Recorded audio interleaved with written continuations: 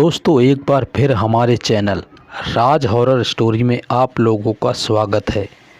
दोस्तों, हमारे चैनल पे आप लोगों को सुनने को मिलती हैं बेहद डरावनी और दिलचस्प कहानियाँ। चलिए अब चलते हैं कहानी की ओर। ये बात उन दिनों की है जब मैं 9वीं कक्षा में पढ़ता था। तब मेरी उम्र 14 साल थी। उस समय मैं अपनी फैमिली के साथ रहता था। मेरी फैमिली में मम्मी, पापा और मेरी छोटी बहन भी थी।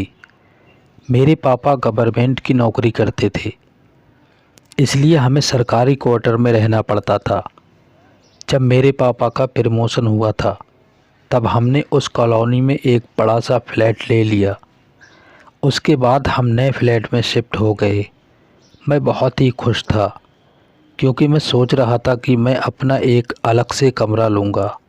पता नहीं क्यों जिस दिन से हम उस घर में रहने के लिए गए थे, तब से मुझे उस घर में अजीबोगरीब बेचैनी महसूस हो रही थी।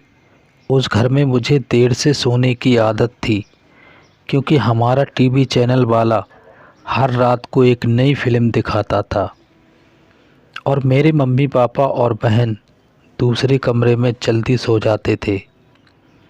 शुरू में तो सब कुछ ठीक था, लेकिन अचानक मुझे एक रात को जब मैं अपने बेड पर बैठकर मूवी देख रहा था, तो अचानक मुझे रूम के बाहर से किसी की आवाज़ सुनाई दी। मुझे लगा कि मम्मी यहाँ पानी पीने के लिए उठी होंगी। मैंने ध्यान नहीं दिया। हाँ, लेकिन मैंने टीवी का आवाज़ थोड़ा धीमा कर दिया। लेकिन 4-5 मिनट के बाद फिर से वही आवाज़ आने लगी। वो आवाज़ किसी औरत के चलने पर उसके पायल की आवाज़ आती हो, जैसे कि छन छन छन। बिल्कुल ऐसे ही आवाज़ आ रही थी। मैंने टीवी का आवाज़ बिल्कुल बंद कर दिया, लेकिन बाहर से वही आवाज़ आ रही थी, छन छन छन। ये आवाज़ सुनकर मेरा शरीर कांपने लगा और मेरे रोंगटे भी खड़े हो गए। आवाज़ लगातार आ रही थी और 4-5 सेकंड के लिए सुनाई देती थी, उसके बाद बंद हो जाती थी। बाद में 3-4 मिनट के बाद फिर से छन छन की आवाज़ आती थी, जैसे कि कोई भारी पायल पहनकर चल रही हो। मेरा दिल ज़ोर ज़ोर से धड़कने लगा। ऐसा लग रहा था कि अभी मेरा हृदय छाती में से बाहर निकलकर मुंह में आ जाएगा। पता ही नहीं चल रहा था कि मैं क्या करूं। मैंने सोचा कि मैं अपनी मम्मी पापा को भी उठाकर उन्हें सारी बात बता दूं। बाद में मैंने हिम्मत करके दरवाज़ा खोला तो अचानक वही आवाज़ सुनाई दी, छन छन छन। उस समय वही आवाज़ बिल्कुल मेरे सामने से आ रही थी। ऐसा लग रहा था कि कोई औरत चलकर मेरे पास आ रही हो, लेकिन सिर्फ आवाज़ ही आ रही थी। सामने कोई भी नहीं दिख रहा था और आवाज़ भी बिल्कुल साफ सुनाई दे रही थी, छन छन छन। मैंने मम्मी पापा को जगा दिया और सारी सच्चाई उनको बता दी। मेरे पापा इस बात को मानने के लिए बिल्कुल तैयार नहीं थे।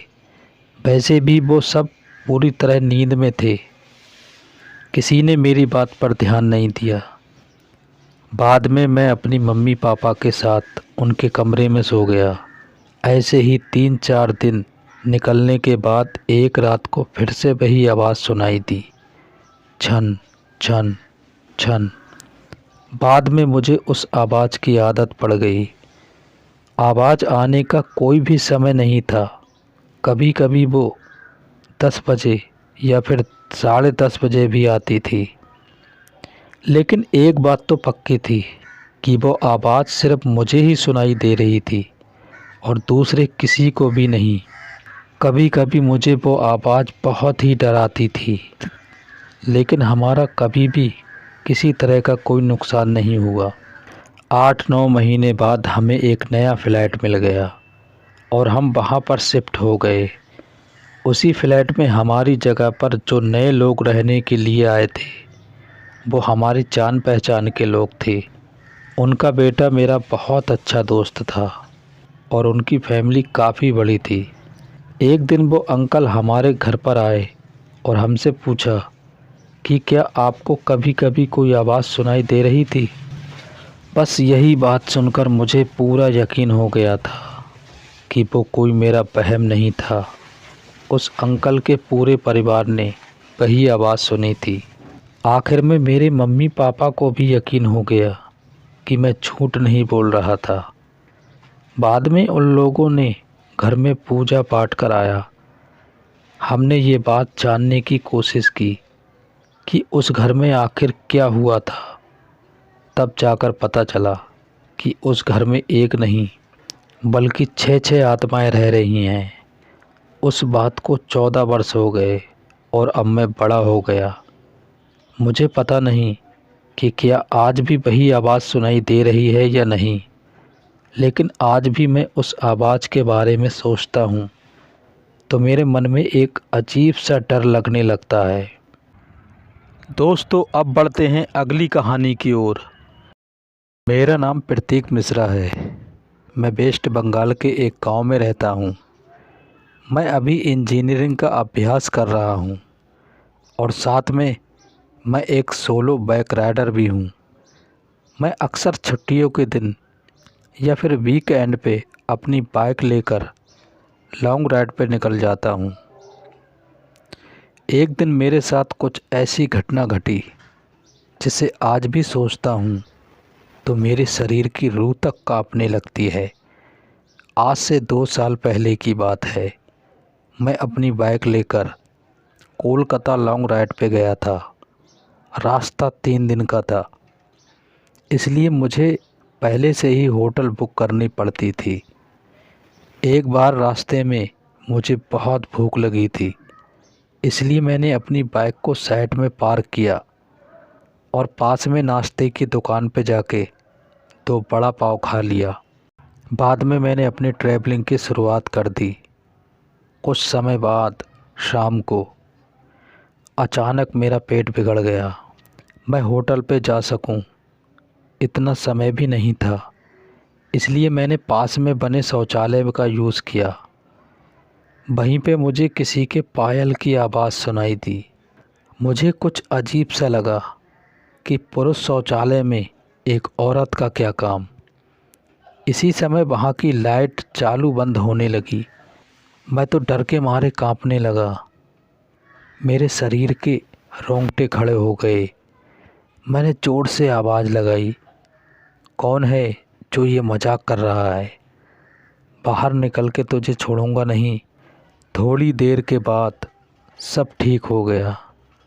मैं जल्दी से बाहर निकलने की कोशिश कर रहा था, लेकिन वॉशरूम का दरवाज़ा नहीं खुल पा रहा था। मैंने चौकीदार को आवाज़ लगाई तो उसने आके देखा, दरवाज़ा बाहर से खुला हुआ था। फिर उसने कहा, दरवाज़ा खुला है, आप थोड़ा धक्का लगाइए। मैंने धक्का दिया तो दरवाज़ा खुल गया।